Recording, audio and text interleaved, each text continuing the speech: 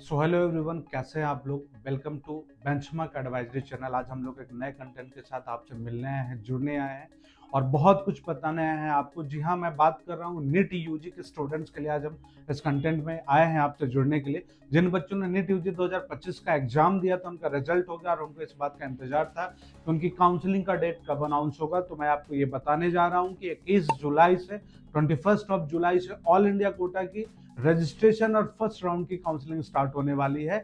यानी कि all India quota हो, डीम्ड यूनिवर्सिटी या फिर सेंट्रल स्टेट काउंसलिंग के लिए 21 जुलाई से लेकर के 30 जुलाई तक आपको रजिस्ट्रेशन का डेट दिया जा रहा है। यानी कि अगर आप ऑल इंडिया कोटा में आप डीम्ड यूनिवर्सिटी की बात करें, सेंट्रल यूनिवर्सिटी की बात करें या फिर सेंट्रल स्टेट की जो 15% सीट की बात करें, अगर इन सारे सीट्स पे अगर आप एडमिशन कराना चाहते हो एमबीबीएस का, तो इसके लिए आपको काउंसलिंग का डेट आ चुका है। 21 जुलाई से लेकर 30 जुलाई तक आपको अपना रजिस्ट्रेशन करना है, जिसके बाद फिर आपको डॉक्यूमेंट्स अपलोड करना होगा, डॉक्यूमेंट वेरीफाई होगा, उसके बाद आपको अपना चॉइस फिल करना होगा, उसके बाद आपको मॉक अलॉटमेंट मिलेगा, उसके बाद आपको फाइनल राउंड अलॉटमेंट मिलेगा, फिर आपको अपना रिपोर्ट करना होगा जो भी आपको कॉलेज अलॉट हुआ है।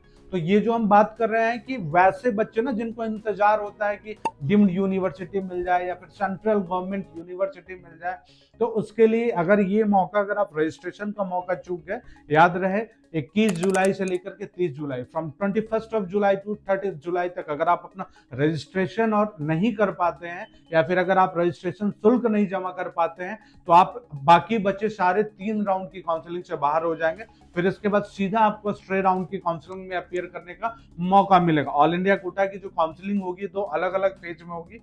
फर्स्ट फेज जो है इसका वो है डीम्ड यूनिवर्सिटी और सेंट्रल गवर्नमेंट यूनिवर्सिटी का। सेकंड फेज जो है वो सेंट्रल स्टेट सीट्स के लिए है, यानी जितने भी सारे स्टेट की 15% सीट है उसकी काउंसलिंग सेकंड फेज में होगी। वही अगर हम बात करें कि फर्स्ट राउंड की काउंसलिंग जो है स्टेट काउंसलिंग के लिए क्या डेट दिया गया, तो उसके लिए जो डेट निर्धारित है वो 30 जुलाई से लेकर के 6 अगस्त तक। अगर 30 जुलाई से 6 अगस्त तक आपको जो भी सेंट्रल स्टेट काउंसलिंग है उसके लिए आपको चॉइस फिलिंग और सारा कुछ करना होगा, चॉइस फिलिंग, चॉइस लॉकिंग। उसके बाद आपको अलॉटमेंट मिलेगा। उसके बाद आपको जो भी कॉलेज अलॉट होगा ना, उस कॉलेज में रिपोर्ट करना होगा फिजिकली। ध्यान रहे, इस बीच सारे कॉलेजों को यह निर्देश दिया गया है कि किसी प्रकार का ना कोई सैटरडे का हॉलीडे होगा ना कोई संडे का हॉलीडे होगा। यानी कि सैटरडे और संडे को भी आप अपने अलॉटेड कॉलेज में रिपोर्ट कर सकते हैं। अब कितने मार्क्स पे कौन सा कॉलेज अलॉट होगा ये तो बहुत दूर की बात है और एक सिंपल एक छोटे से कंटेंट में हम आपको सब कुछ बता नहीं पाएंगे।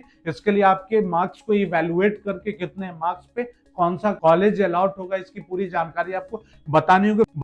आपके लिए एक ऑप्शन दिया है 1-on-1, अगर आप चाहते हैं कि आपकी मार्क्स को इवैल्यूएट करके कौन सा कॉलेज मिलने की कितनी प्रोबेबिलिटी है, किस स्टेट में आपको कॉलेज मिल सकता है, अदर डीम्ड यूनिवर्सिटी में किस यूनिवर्सिटी के चांसेस हैं, इसके लिए आप हमें कॉल के माध्यम से संपर्क कर सकते हैं या फिर आपके स्क्रीन पे या फिर आप वीडियो के डिस्क्रिप्शन बॉक्स में हम एक्सपर्ट का नंबर हमने जारी किया, उस एक्सपर्ट से आप सीधा कांटेक्ट करके आप अपनी जानकारी ले सकते हैं। जो एक्सपर्ट का काम होगा कि आपकी ऑल इंडिया रैंक और आपके नीट यूजी 2025 के मार्क्स को इवैल्यूएट करके आपको बताएंगे कि कौन सा कॉलेज आपको एमबीबीएस के लिए मिल सकता है। और ये जो हमने आपको बताया ऑल इंडिया काउंसलिंग जो है, ऑल इंडिया कोटा की काउंसलिंग, ये 3 राउंड में होगी, first round, second round and third round. तो 30 जुलाई को लास्ट डेट है, 30 जुलाई को लास्ट डेट है जहां पर कि आप अपना रजिस्ट्रेशन और चॉइस फिलिंग कर सकते हो। वही अगर मैं बात करूं कि लास्ट जो आपको कॉलेज मिला है फर्स्ट राउंड में, वहां रिपोर्ट करने का लास्ट डेट क्या है, तो 6 अगस्त तक आपको अपने फर्स्ट राउंड के अलॉटेड कॉलेज में रिपोर्ट भी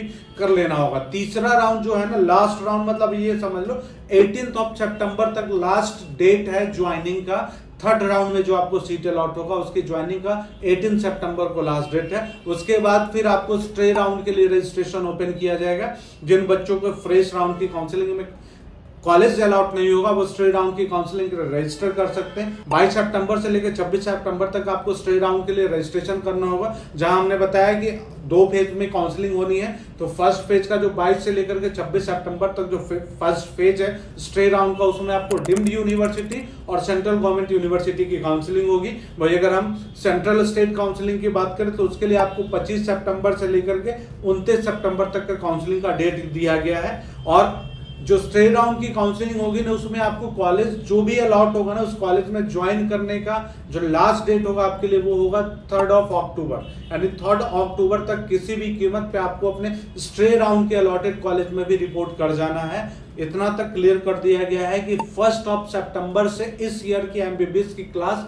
कमेंस हो जाएगी। यानी कि जिन बच्चों को एमबीबीएस में एडमिशन मिलेगा, उनकी क्लासेस 1 सितंबर से किसी भी परिस्थिति में स्टार्ट हो जाएगी, ऐसा एनएमसी का दावा है। और उन्होंने ऐसा दावा किया है कि स्ट्रेट राउंड की काउंसलिंग को भी 3 अक्टूबर तक वो किसी भी कीमत पर निपटा देंगे। यानी इस बार उम्मीद है कि समय से आपकी पूरी नीट की काउंसलिंग समाप्त हो जाएगी, आपका मनचाहा कॉलेज में मिल जाएगा और आपकी क्लासेस भी स्टार्ट हो जाएंगे। अब रही बात कि आपने कितना मार्क्स स्कोर किया नीट में और आपके मार्क्स पे कौन सा कॉलेज मिलेगा, ये थोड़ा गंभीर विषय है, जिसके बारे में 1-on-1 काउंसलिंग के माध्यम से ही हम आपकी क्वेरी को क्लियर कर पाएंगे। आपके लिए हमारा कमेंट बॉक्स का सेक्शन ओपन है, आप चाहें तो हमें डायरेक्ट हमसे सवाल कर सकते हैं। हमारी टीम का पूरा प्रयास होगा कि आपके सवालों का जवाब दिया जाए। फिर भी बहुत ज्यादा फोन कॉल्स होने के माध्यम से हम आपके जवाब को तुरंत नहीं आप तक पहुंचा पाते हैं। अगर आप हमें फोन कॉल के माध्यम से या फिर आप एक्सपर्ट को फोन कॉल के माध्यम से संपर्क कर सकते हैं। हो सकता है आपका कॉल रिसीव नहीं हो, लेकिन आपको कॉल बैक आएगा और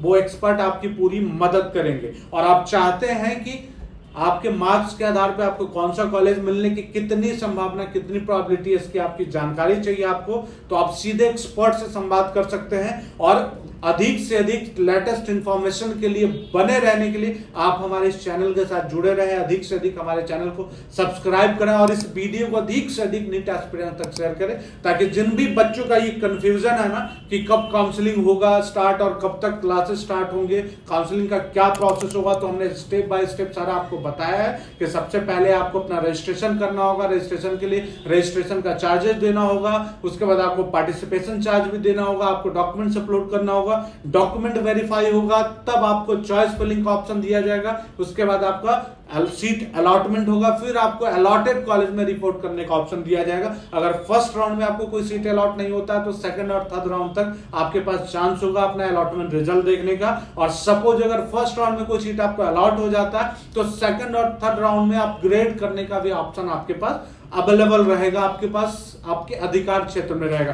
तो ये था आज का हमारा कंटेंट जो नीट यूजी 2025 के स्टूडेंट्स के लिए ऑल इंडिया कोटा की काउंसलिंग के बारे में। अगर आप चाहते हैं कि आपके किसी पसंदीदा टॉपिक पे हम आपके लिए कंटेंट लेकर आए तो हमें कमेंट बॉक्स में सजेशन जरूर दीजिएगा, या फिर आप हमें डायरेक्ट ईमेल, व्हाट्सएप और फोन कॉल के माध्यम से भी संपर्क कर सकते हैं। Thanks for watching, like, subscribe and share.